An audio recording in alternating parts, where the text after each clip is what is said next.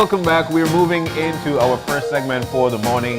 We've got representative of Yakshe Conservation Trust in with us. And in with us is Yahaira Urbina.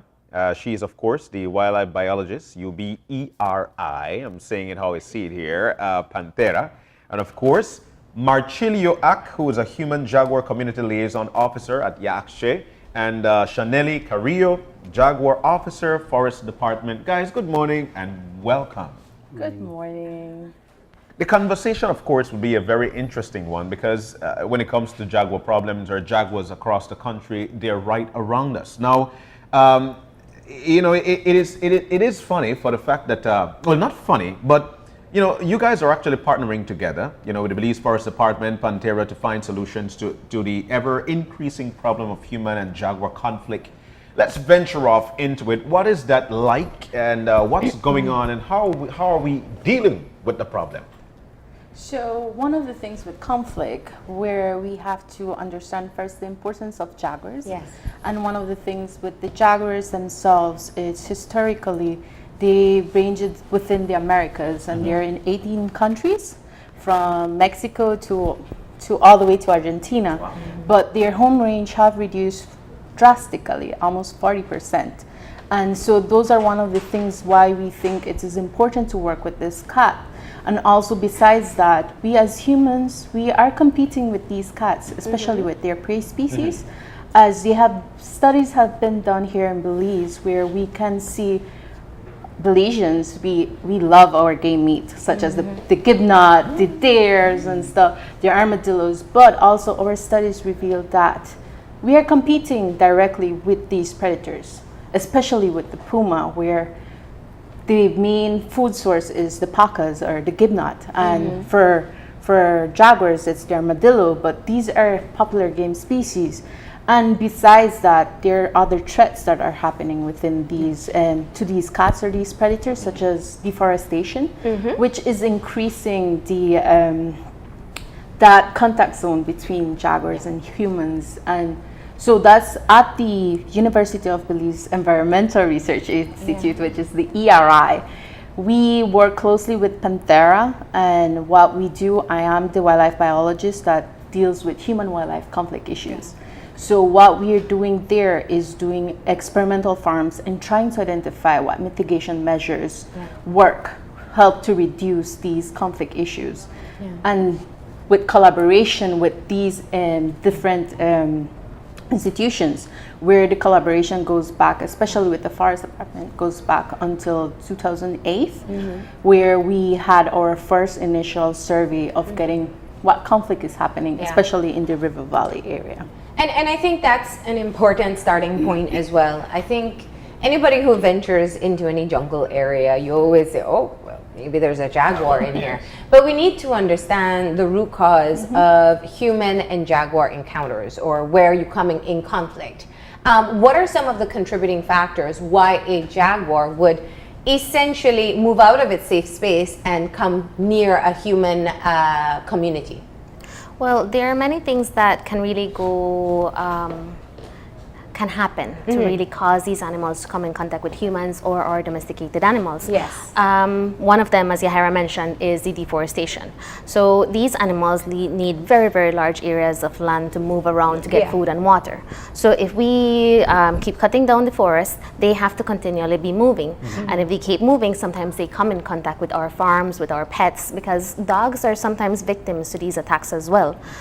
So deforestation is something that's really affecting them. They need their large spaces. But there are other things that sometimes we humans are doing without us knowing that we are causing problems. For example, we have seen that individuals or sometimes entire communities are indirectly feeding these animals. So we have, for example, you have a slaughtering house. What would you do with your waste? They would dump it outside of the village. They just don't want the smell, the stench, or the bugs around their house. But what we're doing is the jaguar passes by, smells something, and then starts feeding on it. So what you're doing, you're indirectly feeding this animal, and it comes closer to our home because it finds something that, well, finds a food source. Yes, I can get food here. So there are things that we are doing that if we could probably change, if we know that we're doing it wrong, it could change the way things are happening now. but also, as Yahira mentioned, with the overhunting. Their jaguars love armadillo. They love armadillo, given that they're, and if we know it's something cultural. We love our game meat. But if we are hunting, we're actually competing with them. So it reaches a point that if we do not sustainably hunt, that means that they stay with a smaller food source. And what do they have to do afterwards? They probably have to look into farms for cattle and sheep, pigs. So it's something. And Yahira, she did a study with UBERI, and she can tell you more about the need for these game meat in our culture. And so what we actually did, it's a series of studies we have done nationally where we were able to compare the competition happening with Belizeans and jaguars and pumas, these predators.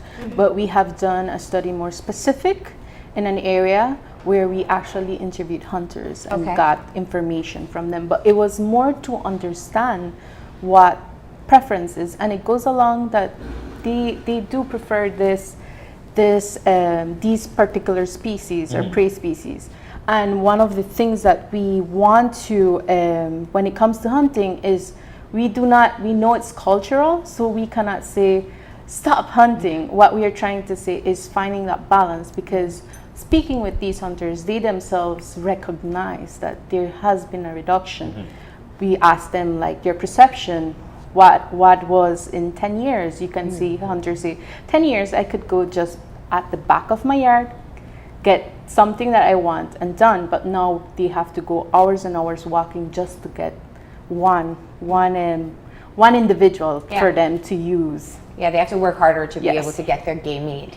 Now, I want to ask a question in terms of jaguar population, and we know that Pantera had embarked on the tracking of jaguars at one point in time, and there was even the established jaguar corridor. What have we learned from these previous projects that I assume are still ongoing about the jaguar population in Belize and just how far their reach are? So what here in Belize, Pantera has worked for quite a while, and in collaboration with the University of Belize. They have, if I'm not mistaken, one of the longest monitoring study in the world when it comes to jaguars, which is at Coxcomb. And what we got from there, yes, we did do some live trapping. And from that information, one of the things what we can get is the home ranges, like Chanelli mentioned. They require a large area, which is approximately, they have low estimates from 60 square kilometers to 150 square kilometers. The 60 was just done like in the past where technology was not as advanced as now, but now that we have GPS collars, we can get a better idea. And so with that, we can say the bigger range is more accurate. And so where we have one of the things we are working, there's different monitoring projects happening in the country. And so from the different experts, you can say you have a range when it comes to jaguar population here in Belize. It can be the conservative ones would say like we have like approximately 900 individuals, while they're the more extreme ones where we have the upper estimates would be like 1,200 individuals. We have a healthy population, but one of the things we need to realize here, we have a good chunk of forests within the country, but development is occurring. So the contact zone between wildlife in general and people is increasing.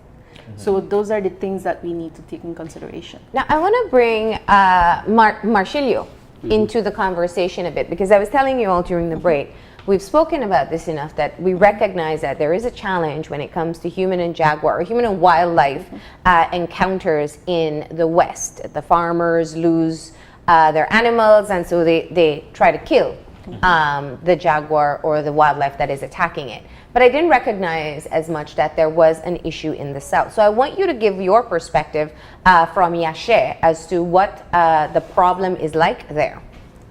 Well, in 2014, due to the increase of reports that we have been receiving at Yashe, and we decided to see how we could work with the farmers that are being affected. And that is the reason why we started to meet with different departments like agriculture and of course the forest department, we have met with the livestock farmer and look at ways of how we can find mitigation measures that can work to assist these farmers that are losing their livestock. Yeah. And because the conflict with jaguar is there, like you mentioned, not only in the west but in Also the in south south. as well. And we know that well, jaguars are important species. They're very important top predators and also very good for tourism. So that is the reason why we try to find ways of how we can find mitigation measures. Yeah. And we have worked, we have did some farm profile whereby we looked at the acreage of pasture that the individual have, their cattle, their calving seasons, and also looking at the landscape where we can more or less able to decide what measures that we can implement in their farm. Yeah. So what we're doing right now presently is that we're selecting, we visited 30 farmers. Of course, there are more farmers, but we were able to visit 30 farmers, cattle farmers, and we decide who are mostly affected, and we want to work with them. And out of that 30 farmers, we will be doing a demonstration farm. Which we will implement some of the mitigation measures to see how well it will work, Yeah. so that other farmers can see that some of the things that can help. And what And are of these course- mitigation efforts? And of course, it's not one thing, it's a Yeah. combination and a rotation, because previously we have learned that jaguars are very smart. If you have solar lights around your corral, within a month or two, jaguars will get used to it, and it will still go in there. So you have to rotate the mitigation measures. Yeah. And these are using like solar lights. So the lights initially would make them not come near. Yeah, it would deter jaguar. They will Okay. not come near. We're using motion lights, and we want to use song alarm system, and we have used some donkeys on the farm, which deter jaguars as well. Oh, okay. Yeah, So, jaguars don't like donkeys. Yeah, they don't like. What jaguar do is that they are very curious animal. Whenever they heard or see something, they would go and see what is going on. Check it out. And if they see a jaguar, what do? They start braying hard, loud. So jaguar just will go away. They like to be sly. They don't want to have an alarm. So donkeys, sound alarms, solar lights. Those are three of the mitigation efforts that you are encouraging farmers to be able to integrate, right? Yes. We've advocated so many times about the jaguar, that people think about the jaguar as, they are a predator, and farmers talk about the jaguar. But yet we still do have in this country, we've got the ocelot, we've got the jaguarundi, we've got the puma. So we don't hear much about these animals. So are we saying that these are not as problematic as the jaguars? Actually, what we have seen is people call the forest department or Yakshe, and they will always say a jaguar is A jaguar killing or a tiger? killing something at my farm or my home. So what we do is, me and Mr. Ack, we go out into the field, we go to the farms and the homes, and we actually investigate. There are several things that we can look at the attack site and see, well, possibly yes or no, it was a jaguar. Several of times when we go, more than 50% of the times, yes, it is a jaguar. But also, it can be the puma, the ocelot, now even coyotes. We have coyotes in Belize now, and they're becoming a problem. Coyotes like degraded land. We are cutting down our forests for agriculture, meaning that these areas look attractive to them. So it's not only the jaguar causing problems. We respond to jaguar reports, but at the same time, we are also working with the other species, the other predators. And for So farmers, people generalize all cat species or wild cat species as jaguars. Yes, they tend to do that. To always blame the jaguar when there are times when really it is another predator, or sometimes we have even seen that it's people stealing their cattle. how often do we get these calls to see, there are actually preys out there who are predators that are disrupting when it comes to my livestock. And I would like for you to, because it's very important for folks to know, okay, we need to differentiate what is our problem. When it's a jaguar, what happens? When it's an ocelot, what happens? Can you differentiate? And what are the calls when it comes to these things? How often? So for 2016, we got 42 reports for the entire year. This is probably not the entire picture. There are probably more attacks happening, more conflict, but not everybody is reporting it. But for 2016, we got 42 reports. For 2017, we have gotten 22 reports for the first 6 months. So we have been seeing that slightly, the reports have been increasing. So it's telling us something. Something is happening. But whenever we get these reports, me or Mr. Ack, we do respond to them, and we go into the homes, to the farms, and based on what we find out, we give the advice specific to whatever we find to make sure that, as Mr. Ack mentioned, it's not just one thing, but a combination of things can really help. Well, and I'm sure our viewers are wondering, because there's some amazing photos that are showing on screen of close-up jaguars. That's a head of a cow, right? That's what I was trying to figure out. And there was a selfie. It looked like a selfie, a jaguar selfie. But I'm saying all that to joke, because that was a part of your effort. You wanted farmers to call in instead of trying to deal with the problem themselves. They used to deal with it by just killing the animal. The problem jaguar that they used to be called. So people now are responding to your call to contact the forest department. You have your devices here. I wanted to talk a bit about that. So for those farmers who don't know, who do have a problem jaguar in their area, why they should contact you and what you would do. Because perhaps they're fearful that you won't want to kill the jaguar and they keep on losing livestock, right? Well, that is the main problem. Losing a farmer losing a calf or a cow it's losing like money. Losing a lot of money, of course. So and right now it's the problem is not as easy as before. There are farmers that that got attacked on their farm. The jaguar would kill the calf, and they're like you mentioned before, they would just go and shoot it. But right now, it's no longer that way. It's very difficult. A jaguar would do an attack on a specific farm, then maybe at the end of the village, have another attack. So it's just moving around. So that's the reason why farmers do call us. And like you mentioned, these camera traps that we put out, where is an attack, So that's part of your investigation as well, to see exactly what it is. Yeah, so we put that around corrals, around farm, to give us an idea what, like we mentioned, what kind of cat is giving the problem, and most of the time it's jaguar that we get photos of. So that gives us another idea of. Actually, we don't know how much jaguars around that farm or within that area. So with having photos, we can able to, identify how much jaguars is around that are giving problem. So just to add to these camera traps, one of the things that is very important, and this is more like the scientific portion of it, but it does entail with the conflict. We do need to, because within, there have been in farms where we do similar work with them, unlike where they're starting, we are finishing up with our demonstration farms, where within a farm you might have 5 individuals, but there's no conflict.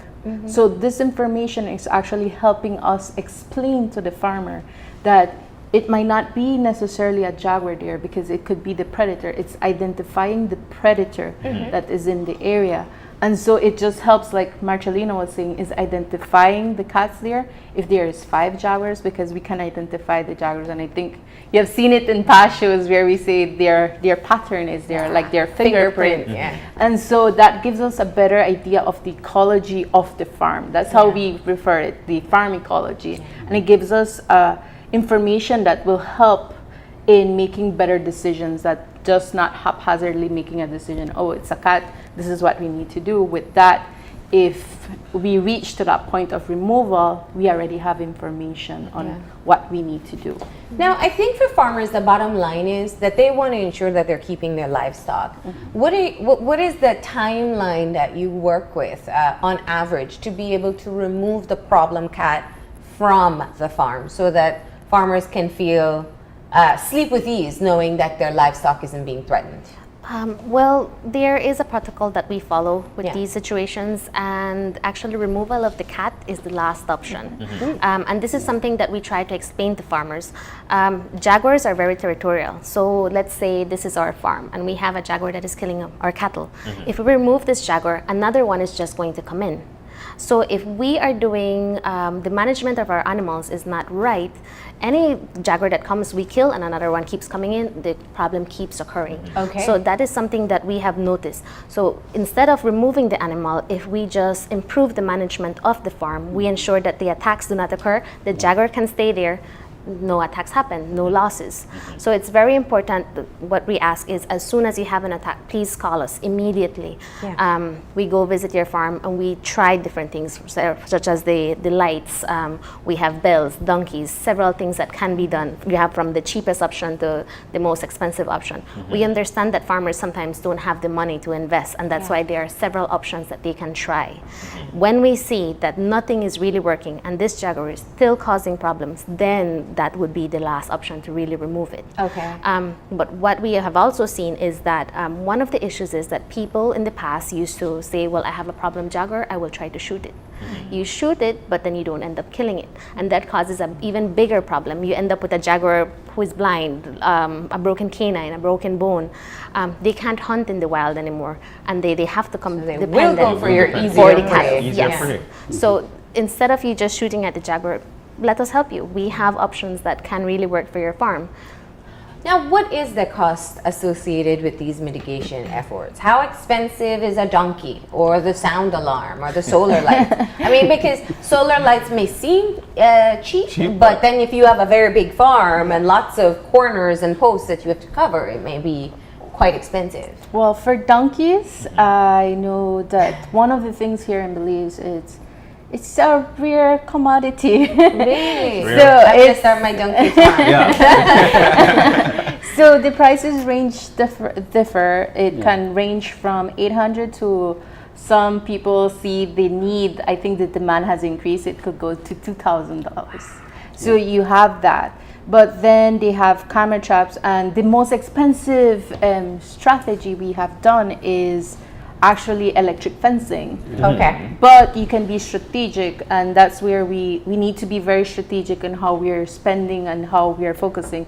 Instead of electrifying all your area, you just do an area where you're going to enclose that your livestock for night, because most of the attacks occur at night. Okay. And I think Mr. Ack could add to this, because they're actually testing other methods as well.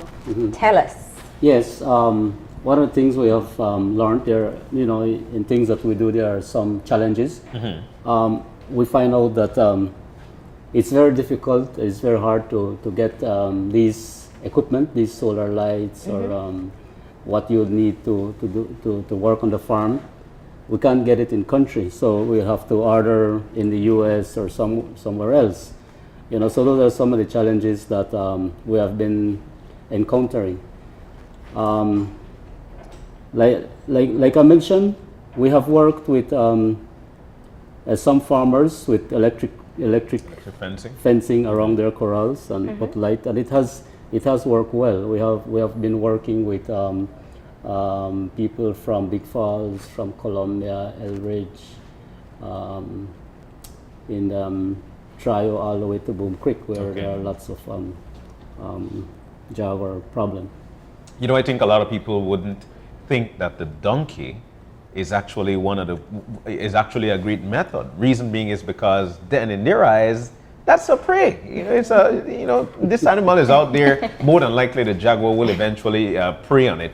So I would think this is a very good method, though, because this animal is actually noisy. The jaguars It's very noisy. Yeah, the jaguars don't like it. They alert you. So, and of course, when it comes to caretaking for the donkey, I would think it would graze along with the cattle. Why is this a rare commodity in the country?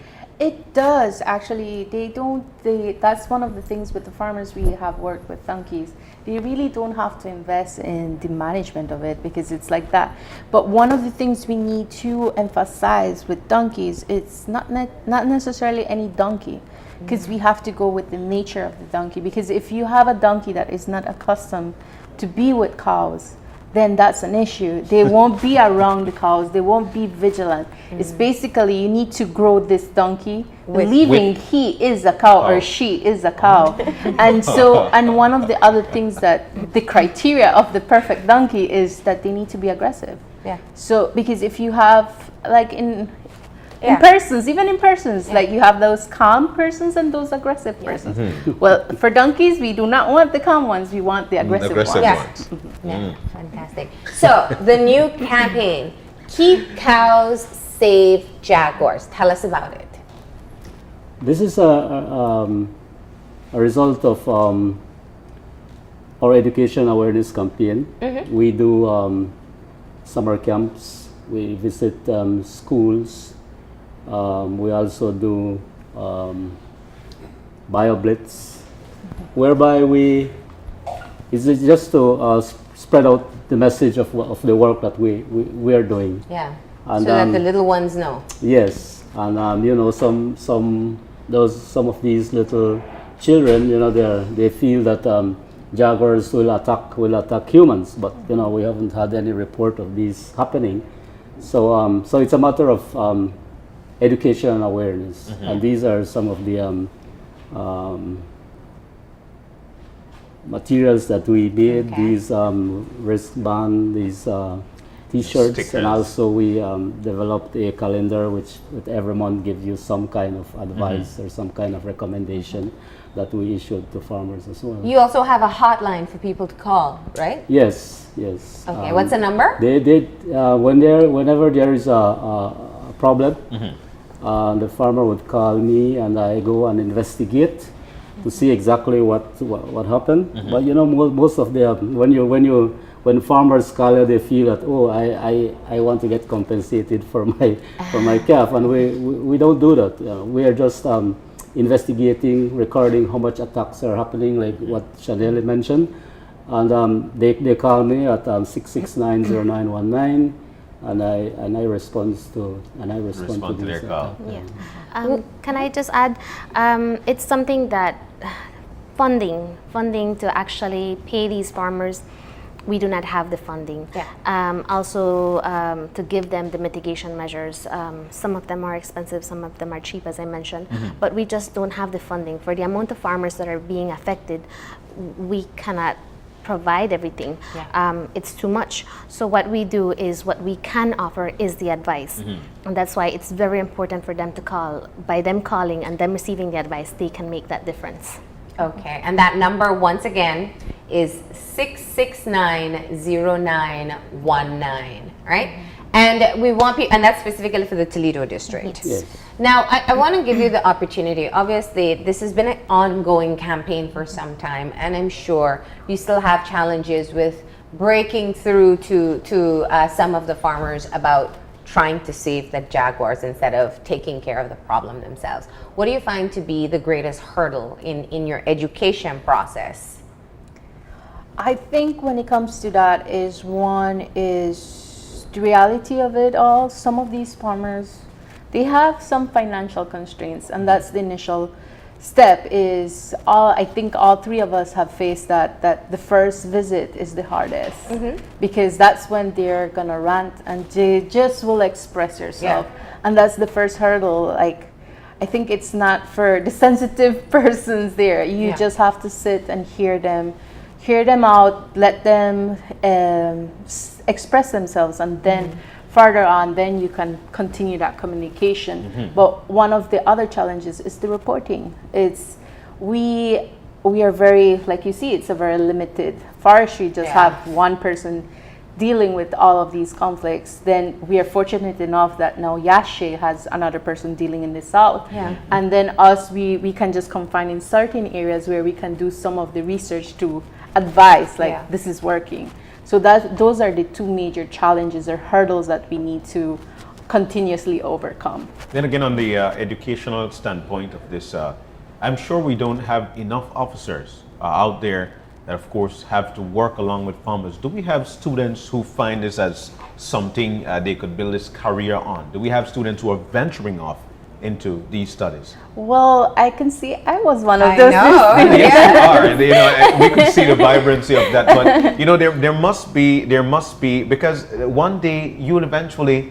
So we need to have a trend. Do we have students working along? So what we do offer internships at we presently have a past graduate from the University of Belize, and they're helping us with entering the data because we're collecting all of this camera information, but we need that is to understand the dynamics. Yeah. And so there are some students that are interested in it, and they're coming in. It's not as a lot because there's so many things here in the country that we need to study. We need to protect or conserve. That's the better word, to conserve, and having all that information. Yes, we are slowly getting there to that point that, you know, we are attracting the importance of studying or doing such work. Okay.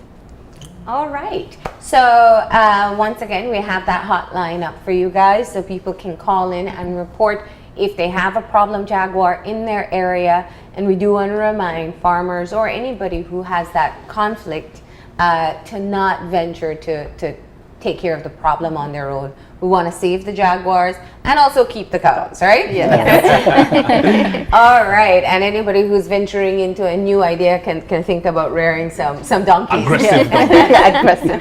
No, I'm scared of saying that because we might have some animal rights issues there with them abusing them. But it has been a venture that we know several organizations, the Forestry Department, Pantera, UBERI, now Yashe, and several others have been working on for some time. And we are so proud of our jaguars. Everybody at some point in time is a jaguar in a play, a skit, a pageant. That's right. In carnival. So we're proud of having these animals here, so we must work to protect them as well. Thank you for being here. Thanks, you. you. All right, we're going to go ahead and take a break. And when we come back, we'll be talking about the Belize Youth Challenge program. Stay tuned.